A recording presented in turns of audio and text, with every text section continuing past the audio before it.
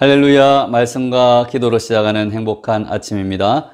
오늘은 신명기 8장 1절에서 10절 말씀 묵상을 나누도록 하겠습니다. 사탄이 우리를 불순종의 죄와 멸망의 길로 유혹하는 가장 큰 무기 중에 하나는 교만입니다. 그래서 성경은 교만을 가장 으뜸가는 죄 중에 하나로 보고 있습니다.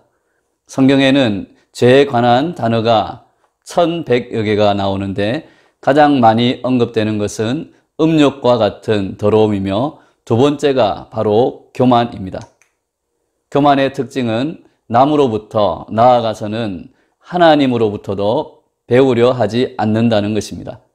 그래서 남의 충고는 물론 도움조차도 한사코 거절합니다. 심지어는 하나님께서 도우시려고 하고 하나님께서 말씀하시는 것도 들으려 하지 않고 거절하는 것이 교만의 특징입니다. 하나님께서는 사랑하는 자녀들이 하나님의 말씀을 듣고 죄의 사망의 길에서 벗어나 영원한 생명을 얻기를 원하십니다. 그러나 교만한 사람들은 한사코 그러한 구원의 손길을 뿌리치고 거절합니다. 패망의 길을 고집하며 자기 생각대로 자기의 옳은 소견에 따라서 살아가며 방황하며 그렇게 인생을 허비하기 쉽다는 것입니다. 무조건 자신이 옳다는 것입니다. 교만의 또 다른 특징은 비교의 죄입니다. 교만의 덫에 빠진 사람들은 내 자신의 강함을 다른 이의 약함과 비교하면서 쾌감을 느낍니다. 우월감을 느낍니다. 그래서 남들과 끊임없이 비교하며 시간을 보냅니다. 내가 다른 사람보다 조금이라도 더 잘하는 게 있거나 더 많이 가진 것이 있으면 남보다 더 잘난 듯이 생각하고 때로는 남을 비판하고 또는 정죄하며 자신의 의를 드러내거나 인정받기를 좋아합니다. 이것은 저를 포함해서 대부분의 죄성을 가진 사람들이 자신도 모르게 빠지는 교만의 죄입니다. 그래서 예수님은 어찌하여 형제의 눈 속에 있는 티는 보고 내 눈 속에 있는 들보는 깨닫지 못하느냐고 말씀하십니다. 그리고 겸손하게 주님께 나와서 주님께 배우고 주님의 마음으로 사랑을 베풀며 생명을 살리라고 명령하십니다. 교만의 올무에 걸린 사람들은 자신보다 나은 사람들의 흠집내기에 또한 열을 올릴 때가 많습니다. 자신의 장점만을 부각하는 데 열중하느라 하나님의 말씀을 들을 새가 없을 때가 있습니다. 교만은 놔두면 자신도 모르게 자라납니다. 그래서 교만은 매일 깎아줘야 하는 수염과 같다고 말합니다. 그래서 잠언 16장 18절 19절에서 교만은 패망의 선봉이요 거만한 마음은 넘어짐의 앞잡이이니라. 겸손한 자와 함께하여 마음을 낮추는 것이 교만한 자와 함께하여 탈취물을 나누는 것보다 나으니라고 말씀하고 있습니다. 교만의 반대말은 겸손입니다. 겸손한 사람은 열등감도 없지만 우월감도 없습니다. 그래서 자신을 과시하려는 일에 시간을 소모하지 않습니다. 자신보다 나은 사람이 있으면 기꺼이 겸손하게 배우려고 합니다. 그래서 그 겸손한 사람은 언제나 성장하고 성숙해져 갑니다. 그런데 이 겸손을 가르치는 학교가 하나 있습니다. 바로 고난의 학교, 광야의 학교입니다. 이 고난의 학교에 입학하면 그동안 내가 자랑하던 능력이 얼마나 무력한 것인가를 금방 깨닫게 됩니다. 자신의 한계를 발견하게 됩니다. 그런데 교만한 사람들은 자신의 무능을 보고 싶지가 않습니다. 그래서 얼른 그 고난의 학교를 그만둬 버립니다. 그래서 영원히 겸손을 배우지 못하며 그래서 여전히 미성숙한 모습으로 살다가 패망의 길로 나아가는 것입니다. 오늘 본문에서 모세는 다음과 같이 말합니다. 8장 2절 말씀입니다. 8장 2절 말씀. 내 하나님 여호와께서 이 40년 동안에 내가 광야길을 걷게 하신 것을 기억하라. 이는 너를 낮추시며 너를 시험하사 내 마음이 어떠한지 그 명령을 지키는지 않는지 알려 하심이라. 아멘. 하나님께서는 이스라엘을 광야로 부르셨습니다. 그리고 무려 40년 동안이나 가르치셨습니다. 그 광야가 바로 고난의 학교였습니다. 이곳에서 이스라엘 백성은 40년 동안 죽을 고생을 하며 배웠습니다. 바로 겸손을 배운 것입니다. 겸손은 한마디로 하나님됨을 인정하고 하나님의 명령은 무조건 순종하는 것이 바로 광야, 고난의 학교에서 배우는 겸손이라는 것입니다. 그런데 겸손은 배우기가 생각만큼 어려운 것이 아니라고 예수님이 말씀해 주십니다. 하나님으로부터 배우는 겸손은 쉽다고 예수님이 마태복음 11장 29절 30절에서 말씀합니다. 마태복음 11장 29절 30절 말씀. 나는 마음이 온유하고 겸손하니 나의 멍에를 메고 내게 배우라.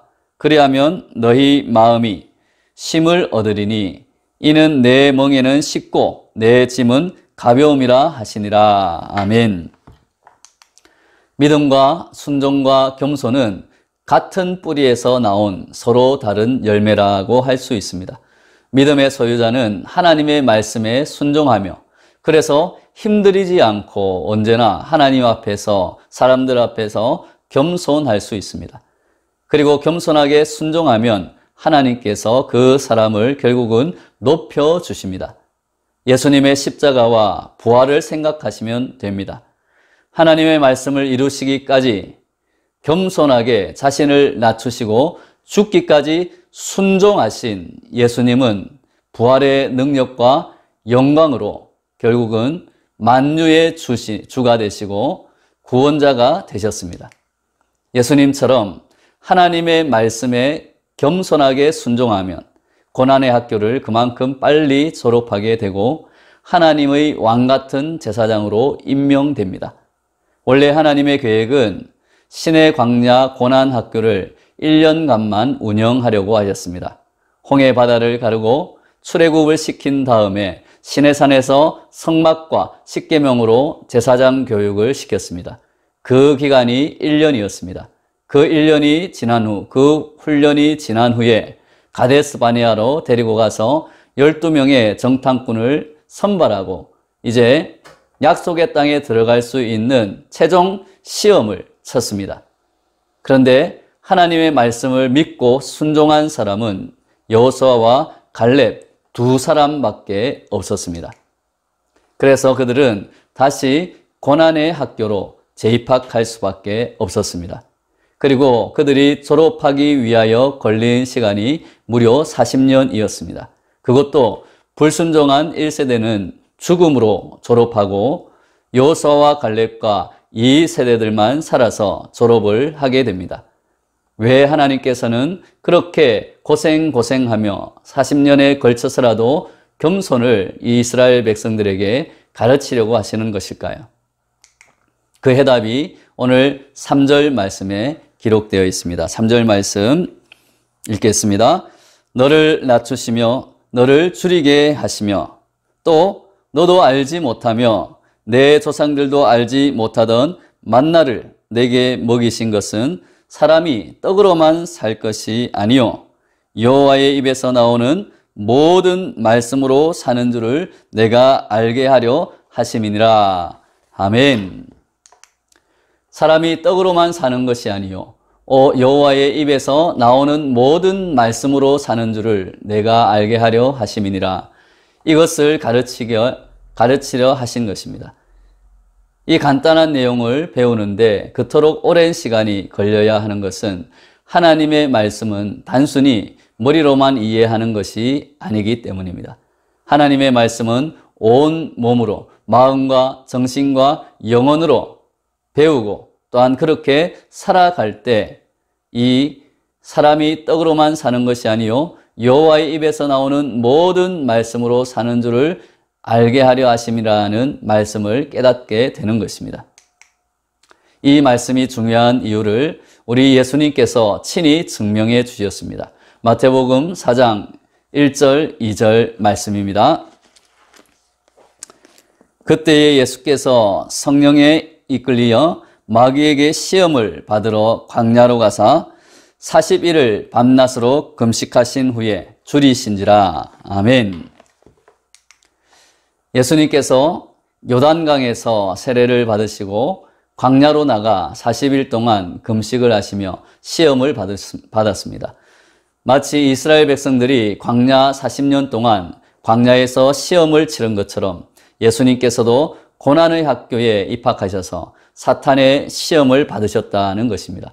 하나님께서는 그의 아들도 고난의 학교에 입학시켰음을 우리는 기억해야 합니다. 그러므로 우리도 당연히 고난의 학교를 거쳐야 합니다. 굶주린 예수님 앞에 사탄이 나타났습니다. 그리고 이렇게 말합니다. 마태복음 4장 3절 말씀에 시험하는 자가 예수께 나와서 이르되 내가 만일 하나님의 아들이거든 명하여 이 돌들로 떡덩이가 되게 하라. 사탄의 첫 번째 시험입니다. 배고픔의 해답은 떡이라고 누구나 생각합니다.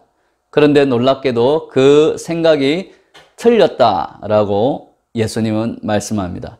누구나 그렇게 생각하므로 인생의 첫 단계에서부터 사탄의 속임수에 현혹되기 쉽고 사탄의 길을 따라 살다가 인생을 허비하기 쉬워집니다. 예수님께서 우리에게 정답을 말씀하십니다. 마태복음 4장 4절에 예수께서 대답하여 이르시되 기록되었으되 사람이 떡으로만 살 것이 아니요 하나님의 입으로부터 나오는 모든 말씀으로 살 것이라 하였느니라 하시니. 아멘. 신명기 8장 3절 말씀의 정확한 인용입니다. 만약 예수님께서 사람들처럼 떡이 최고다, 돈이 최고다, 명예가 최고다, 이것이 가장 우리를 행복하게 만드는 것이다, 욕망과 쾌락이 우리에게 가장 중요한 것이다 라고 생각하시며 돌덩이를 떡이 되게 하셨다면 예수님도 대부분의 죄인들처럼 사탄의 노예가 되었을 것입니다. 예수님이 이렇게 말씀해 주셨는데 여전히 하나님의 말씀보다 나의 생각과 나의 욕망과 돈과 물질이 더 중요하고 그것들이 나에게 많아져야 행복하다고 생각하는 것이 바로 교만의 죄입니다. 반대로 예수님의 말씀에 순종하는 것이 겸손입니다. 이것이 성경이 중요한 이유입니다. 하나님의 말씀을 통해서 구원의 정확한 해답을 우리에게 가르쳐 주시며 우리로 하여금 교만의 죄와 멸망의 굴레에서 사탄의 거짓에서 벗어나도록 해주시며 죄로 인해 잃어버린 생명을 겸손하게 되찾을 수 있도록 우리에게 알려주시는 것입니다. 예수님의 겸손과 순종의 십자가 뒤에 죄와 사망을 이기는 부활의 능력과 영광이 따라온다는 것을 우리는 이 부활절의 이 기간 동안 늘 기억해야 할 것입니다. 우리 모두도 하나님이 운영하시는 고난의 학교에서 겸손과 순종을 배워서 이 땅에서 생명을 살리고 심판의 날에 영광된 모습으로 하나님의 천국 잔치에 참여하는 저와 여러분이 되시기를 바랍니다. 특별히 지금 코로나 사태로 여러 가지 어려움을 겪고 있는 우리의 상황이 우리에게 겸손을 가르치는 광야의 고난학교와 같다는 생각으로 말씀에 순종함으로 겸손하게 이겨나가서 결국은 순금처럼 정결한 빛을 발하는 저와 여러분이 되시기를 바랍니다. 사랑하는 성도 여러분, 나는 고난이 없는 평안한 삶을 살고 있다고 생각하신다면 교만해지지 않고 감사한 마음으로 하나님이 주신 평안을 다른 사람들에게도 나눠주고 섬기며 헌신하려고 노력해야 할 것입니다. 반대로 만약 지금 내가 광야와 같은 고난이 있다면 오늘 말씀과 경배와 찬양과 기도를 통해서 성령 충만함을 받고 능력을 받아 십자가와 부활의 능력으로 그 고난을 이기고 승리하는 성도들이 되시기를 예수님의 이름으로 축원합니다.